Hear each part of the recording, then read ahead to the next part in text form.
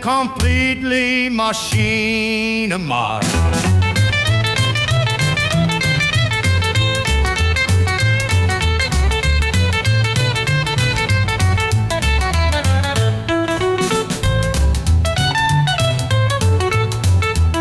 And now for something completely machinima.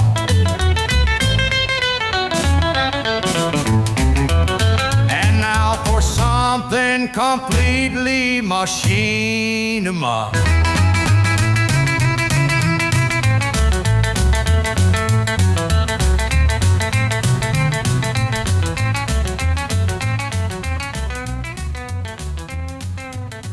Hello and welcome to a Now for Something Completely Machinima, the podcast about machinima, virtual production, and related technologies. My name's Phil Rice, and I'm here with my co-hosts, Damien Valentine. Hello. And Tracy Harwood. Hello. So this week we are looking at a pick that was a recommendation and from one of our listeners, and Tracy has decided to make it her pick for this week. So Tracy, why don't you tell us about it? Absolutely, yeah. Okay, so Hostiles, a Half-Life short, SFM is what it says.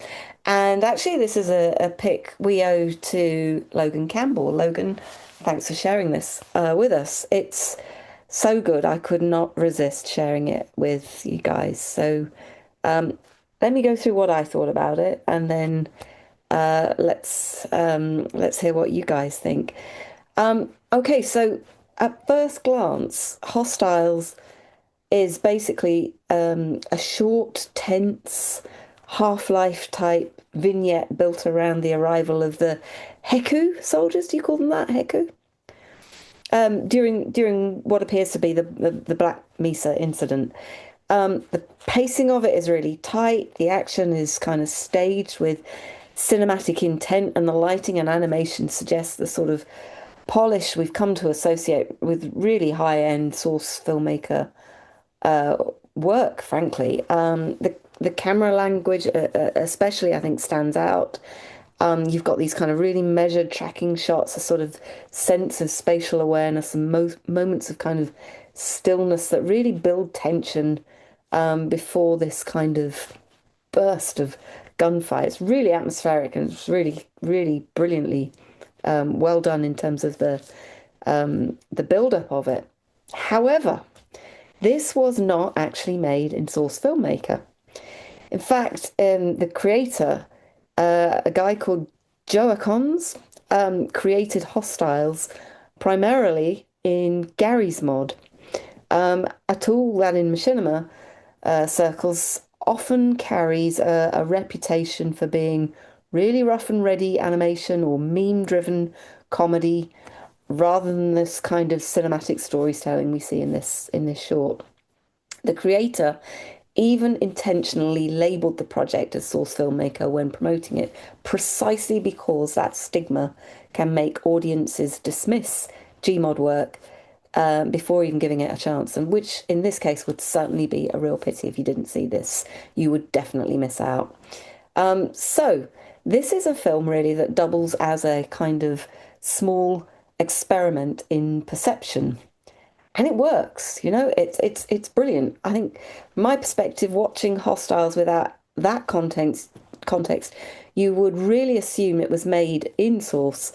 I mean, the lighting, the animation, the posing, the camera angle, it just demonstrates how much craft can be achieved with the tool, which clearly is so often underestimated. And it really becomes much less about the software and much more about the technique, with the composition, the editing, the timing, the understanding, and what have you. And what makes it, I think, even more interesting is that this guy has actually also produced a bunch of tutorials alongside the film, which he's published to demonstrate just how he achieved the effects in this particular short. And I think that moves this short, Hostiles, from being just a piece of machinima to being really quite a learning resource as well, which contributes back to the community rather than just showcasing his very evident individual skill. I think it's I think it's a really fascinating approach to doing this, and it embodies everything that we have known about machinima and have grown up loving about machinima, which is the strength of the of community angle as well. I think narratively, it's really, I mean, it's a beautifully told sort of story. It's deliberately quite simple. This sort of squad of soldiers going through this really tense environment, and that tension just builds as the sort of situation escalates. It kind of, it plays into that Half-Life chapter that we've kind of got hostiles, and it ends up as a disastrous kind of shootout for the soldiers that we're observing here.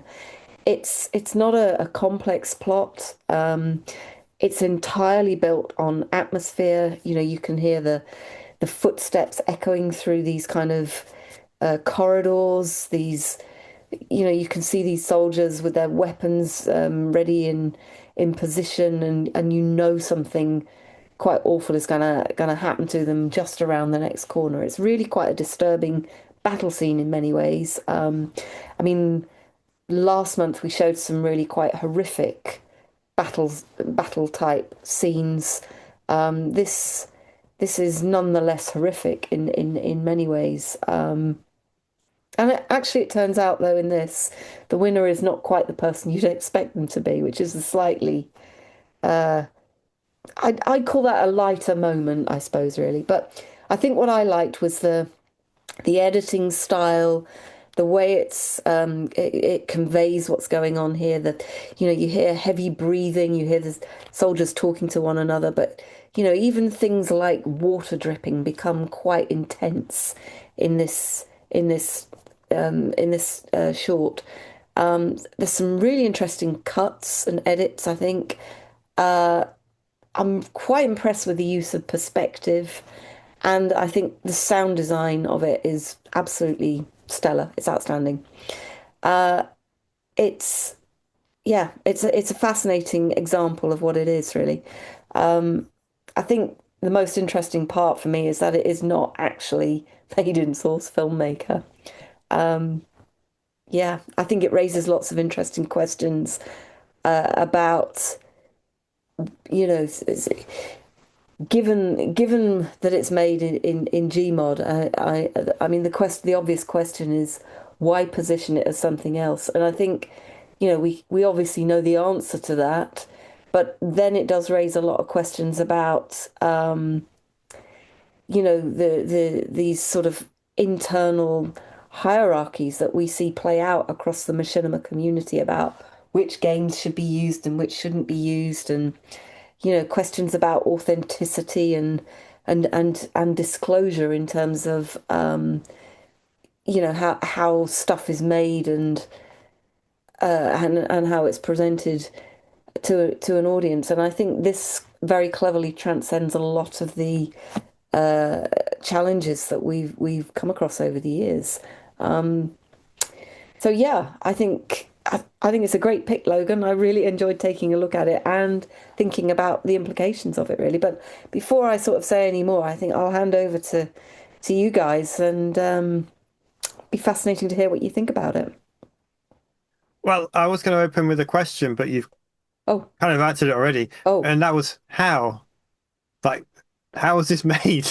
But obviously, I know that it's labeled as Source Filmmaker. And I read the description where he says, actually, no, I pulled a prank on you. It's Garry's mod. But the question was still how? Because this looks absolutely stunning, way beyond what I would expect anything from either of those tools to be able to produce. mm, From the smoothness of the animation, like the way those soldiers are moving, they're not just walking down with guns, they're twitchy and they're looking around, and the guns are moving slightly in different positions. They've got very subtle movements that you'd expect soldiers to have in a tense combat situation that mm, the animations that would have come with the game wouldn't have had, because at the time the game was made, they didn't need to put that kind of detail in. I mean, obviously you have soldiers running around with guns, but they're not going around like this. and that's a really poor imitation of what they're doing in the film. But you get the idea of what I'm talking about. But also just the way it's rendered out as well. This looks something like you'd expect with an Unreal video. Yeah, it does. Yeah. Um, Not a source video from a game that's 20 years old. So I imagine there must be some very extensive mods here to boost the visual quality.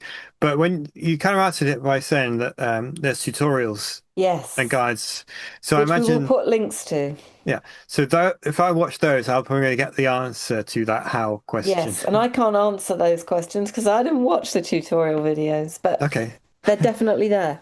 yeah. Well, we've talked before that the Source Filmmaker. I know it's not reused, but the Source Filmmaker is an incredibly difficult tool to use. I don't know anything about Garry's Mod. I've never played it, so I have no idea how difficult it is to make anything with that. Other than I would not expect this to be made with it from some of the other Garry's Mod films we've looked at, or for the show, or just in general. So this is a very impressive thing. You've got that tension. The person who kills them all is not what I expected, the reveal at No, the end. quite. So I'm not going to say what that is because that completely caught me by surprise. And I just kind of, oh, that makes a lot of sense. And it kind of gives you a different perspective on the game. Yeah. Um, but that's all I'm going to say about that because it's worth having that surprise as you watch it. Um, yeah, it's very intense. And yeah, again, I just don't know how long it would have taken to make something this good with Mm. Garry's Mod because it's just Garry's Mod usually produces comedy videos, not something as quite as dark and intense as this. So yeah, very impressed. Phil, what did Yeah, you so think? Gary's mod is uh, it's reliant a lot on well, it gives the creator very easy access to ragdoll physics for the characters, first of all, which just lends itself to comedy uses. And then kind of still poses, using a tool. We actually saw the wolf ram a few Yes. weeks back, and she used a Gary's Mod tool in that to kind of distort the body model to make the ram character. Um, to answer Damien's question is, we know SFM is notoriously difficult to use and get good results out of. I don't think Gary's Mod is any easier. It's hard in a different kind of way, and arguably there's more community support and documentation and maybe a little bit more, I don't know, wiggle room to with Gary's Mod than there is with Source Filmmaker. But they're both tough. And to do something that doesn't look janky and comedy, uh, very, very challenging. So to clear the air a little bit on some of the mystery of how does this look so good, it is important to remember that Gary's Mod is a source engine Yeah. environment. Yeah. So really so they have access to the same lighting and textures and characters and cameras and all of those things as you would in Source Filmmaker. It's just the access to them is a different method, but they're all still there. It's all the same. So the render and everything this has always been possible with Gary's Mod. It's just because of its almost Roblox type reputation that it came up with of just get in there and just fool around, people making Rube Goldberg machines and things like that. It just never really attracted serious filmmakers. Whereas Source Filmmaker, I think people coming at that are people that maybe their introduction to those tools was something like Paul Marino's Still Seeing Breen, where he used Face Poser and different things like that to make something that's kind of austere and very professional looking and serious and stuff. And yeah, that's not been Gary's Mod's bread and butter at all. It's not who it attracted. So it's interesting, and it must have been a very interesting conundrum for the filmmaker to try to decide how to position this, because that's really what it was about. Is he's wanting to get it in front of an audience. This is a film made for an for a Source Filmmaker fan audience, but made with Garry's Mod tools. So if he just made it a Garry's Mod film, he wouldn't get the eyes on it that he wanted to.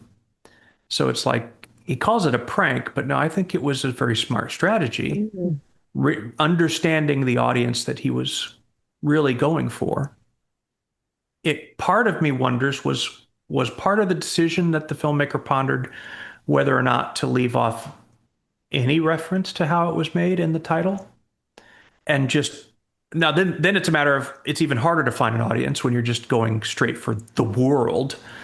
But this is so good that part of me wonders if it isn't one of those that you'd want to put out there and then have people ask, how did you do this? Yeah. How did you make it? Because they can't tell. Yeah. It kind of looks Source Filmmakery, but then there's these certain, the way he walked up the steps at this one point, it's like, it doesn't look like the normal keyframed animation. What's going on? But ultimately his goal was, he or she, their goal was to get this film in front of eyes that are going to appreciate it. This was probably the best call to do that, because this does fit right in with the good quality Source Filmmaker stuff that's out there, in terms of tempo, in terms of content, in terms of taking itself seriously. It was a good call. So anyway, that's what I had to say about the making of it.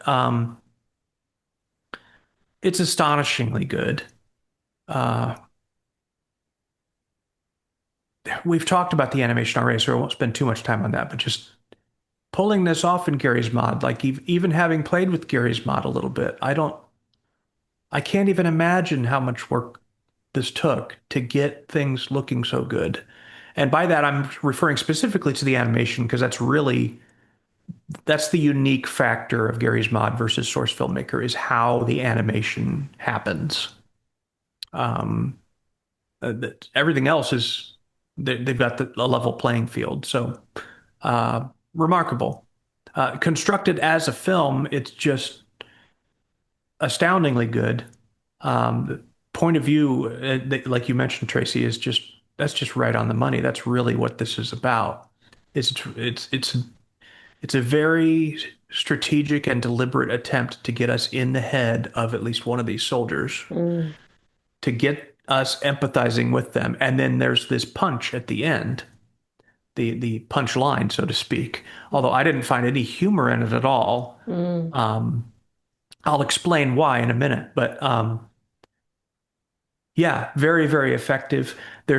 He used some cinematic tropes to get there, and I don't resent it at all. Like, there's at one point where the character we've been following is kind of having a panic attack and breathing really heavy, his heart's rushing, and you hear, how when blood rushes into your head, into your ears, and your hearing gets Muffled. Thank you.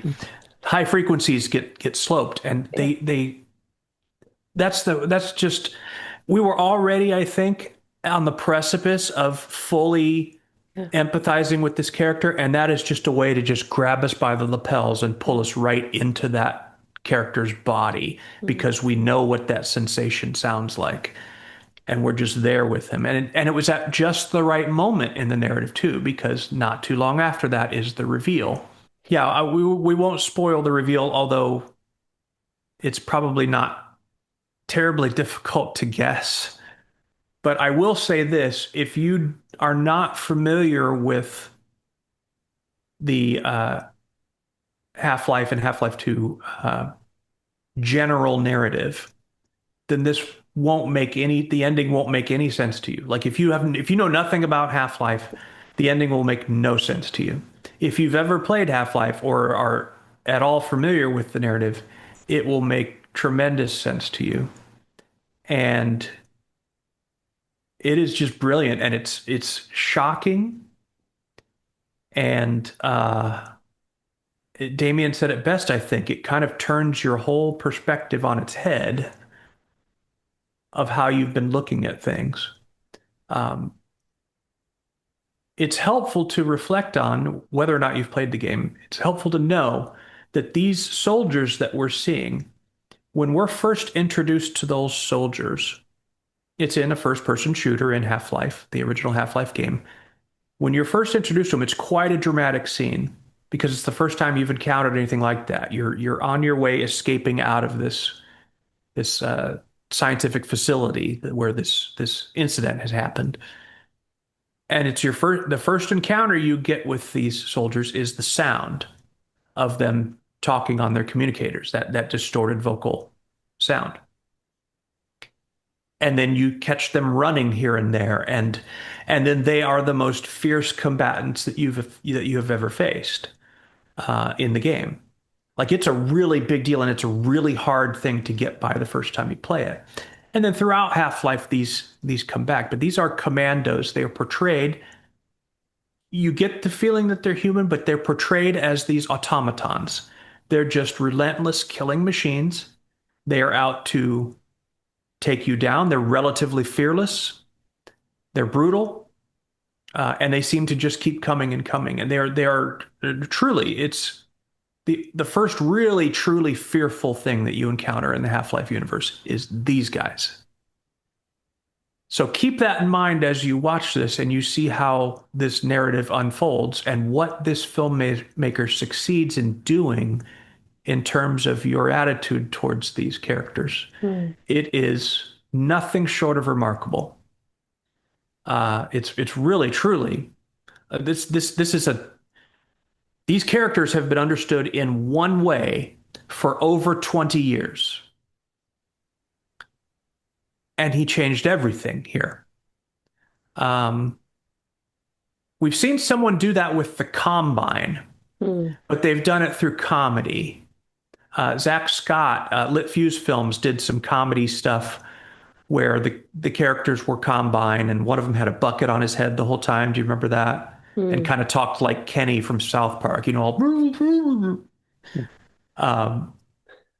And in a weird way, they used humor. Solus, wasn't it? Igneous Solus or something.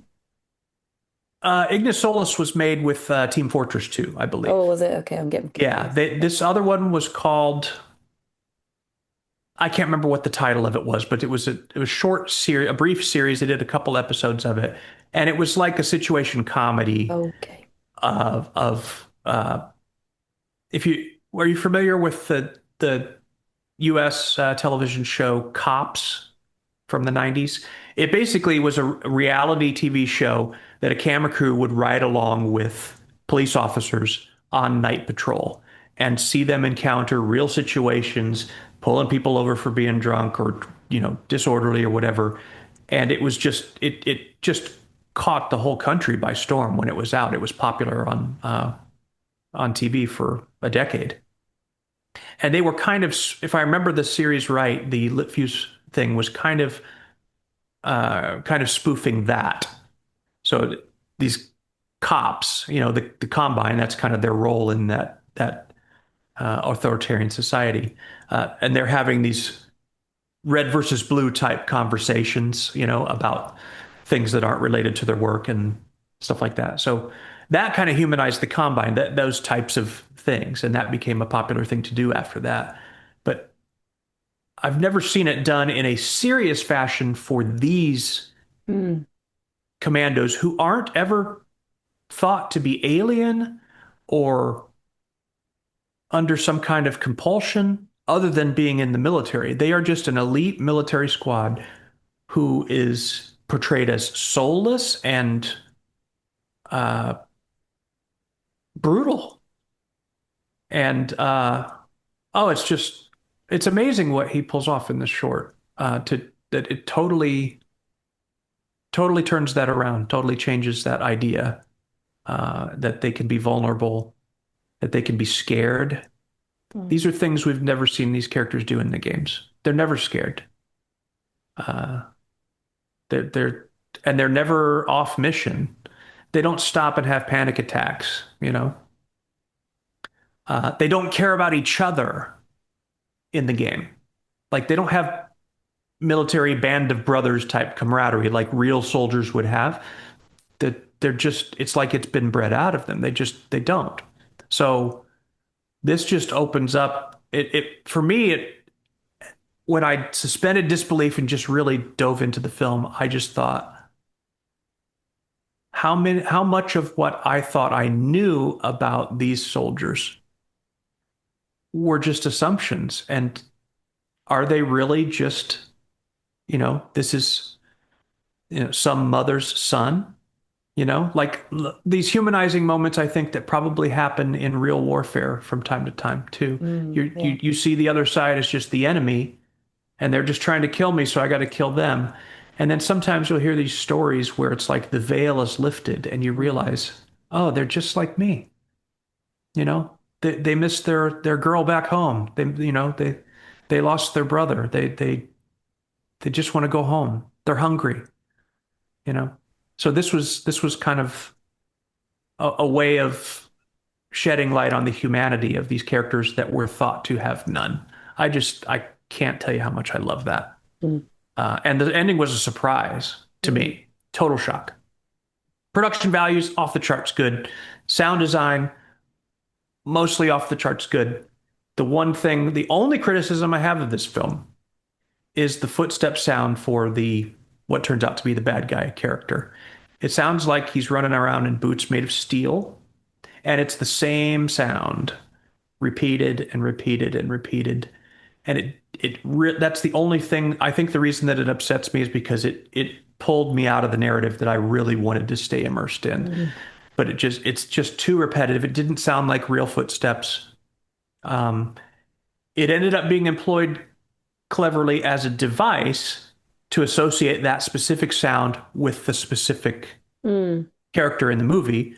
In that regard, it worked well. It made it different from the other footsteps, but it just wasn't executed great. That one sound, that's the only one. Everything else in this was just fantastic. It's wonderfully mixed. And then visually, the edit is just insanely good. So I loved this film.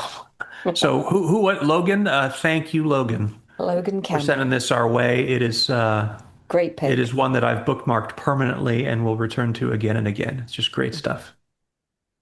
Yeah. Brilliant. All right. Well, if no one else has anything else, that is our film for this week.